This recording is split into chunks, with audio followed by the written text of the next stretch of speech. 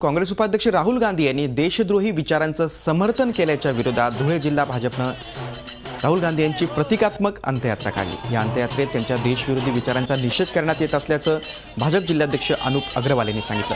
त्यावेळी भाजप कार्यकर्त्यांनी राहुल गांधी यांच्या विरोधात जोरदार घोषणाबाजी करत प्रतिकात्मक काढलेल्या अंत्ययात्रेनं धुळेकरांचं लक्ष वेधून घेतलं।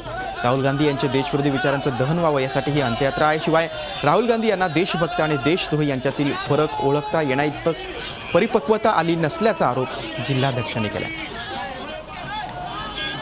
भारताच्या विरोधात असे नारे देण्यात आले, तर त्या नाऱ्यांना त्या ठिकाणी जाऊन माननीय खासदार राहुल गांधी यांनी त्यांना पाठिंबा दिला। म्हणून पप्पू यांच्या विचाराची देशद्रोह विचारांची अंत्ययात्रा या ठिकाणी काढून त्याला जाळण्यात येणार आहे, त्यांच्या विचारांना जाळण्यात येणार आहे।